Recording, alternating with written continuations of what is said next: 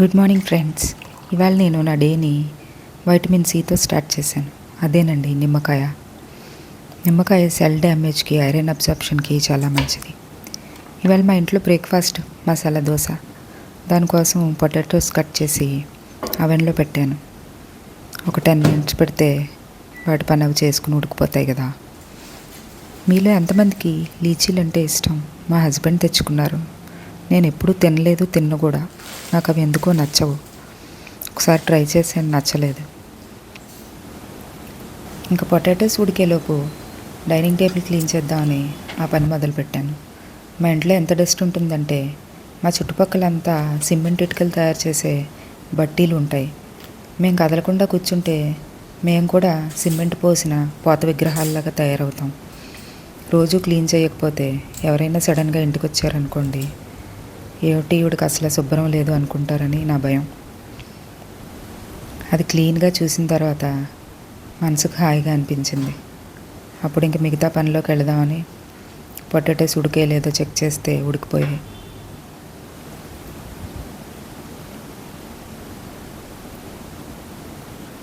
మీలో ఎంతమంది working women ఉన్నారు, హోమ్ మేకర్స్ ఉన్నారు?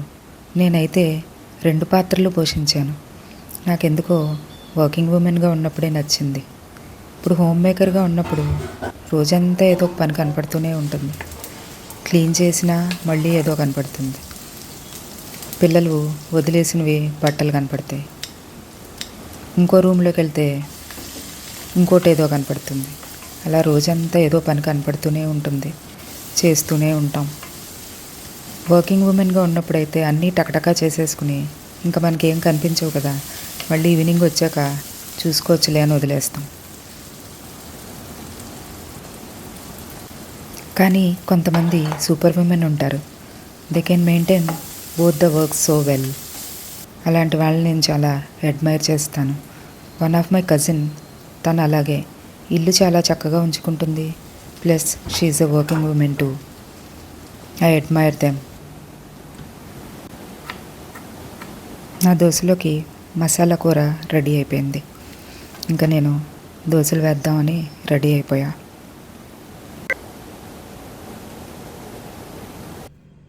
మా అమ్మాయి మసాలా కూర లేకుండా దోశలు తిందు. సో ఈ కూర, చట్నీ ఎప్పుడు చేసినా 2 చేయాలి.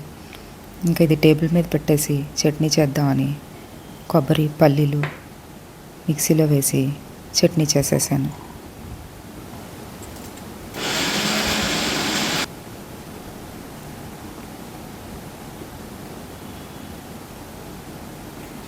మీరందరూ రోజుకి ఎన్ని లీటర్స్ వాటర్ తాగుతారు? నేనైతే 3 కంప్లీట్ చేయడానికి ఎలాగోలాగా కష్టపడతాను. మార్నింగ్ బ్రేక్ఫాస్ట్ లోపు ఒక 1.5 లీటరు కంప్లీట్ చేస్తాను ఎలాగోలాగా. ఇంకా దోశల పిండిని ఫ్రిడ్జ్లోంచి తీసాను. రాత్రి గ్రైండర్ వేయడానికి బద్దకించి మిక్సీలో రుబ్బా. అవి ఎలా వస్తాయో ఏమో దోశలు.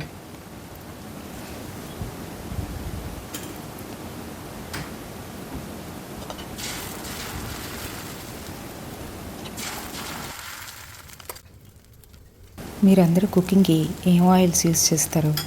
నేనైతే కోల్డ్ ప్రెస్ ఆయిల్స్ యూస్ చేస్తాను. అంతేకాకుండా దోశలకి, పెసరట్లకి నెయ్యి వాడతాను, ఎందుకంటే అది గుడ్ ఫర్ హెల్త్.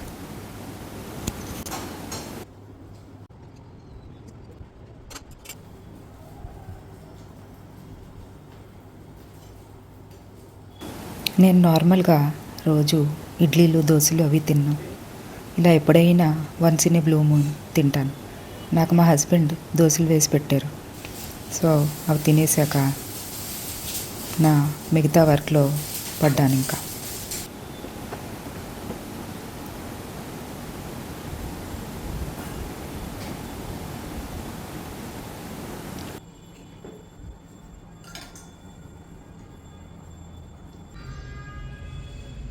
మా ఊరిలో గంగిరెద్దుల వాళ్ళు పొంగల్కి మాత్రమే వచ్చేవారు. ఇక్కడ నాకు రోజు వినపడుతూ ఉంటుందా సన్నాయి. బాగుంటుంది వినడానికి. ఇంక నా క్లీనింగ్ పర్వం మొదలైంది. ఇంట్లో వాళ్ళందరూ ఎక్కడ పడితే అక్కడ వదిలేసిన సామాన్లన్నీ తీసి వాటి ప్లేసుల్లో వాటిని పెట్టడం మొదలైంది. మా మెయిడ్ రాకముందే నేను ఇల్లంతా క్లీన్ చేసేస్తాను. ఏమన్నా డస్ట్ అవి వస్తాయి కదా దులిపితే. తను వచ్చే ముందే అవన్నీ క్లీన్ చేసేసుకుంటే తర్వాత మళ్ళీ డస్ట్ పడదు.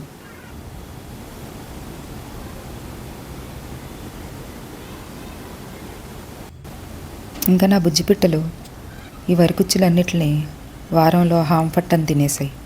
ఇవి ఎక్కడ దొరుకుతాయో హైదరాబాద్లో నాకు తెలియదు, కనుక్కోవాలి. లేదంటే మళ్ళీ వైజాగ్ నుంచి తెప్పించుకోవాలి.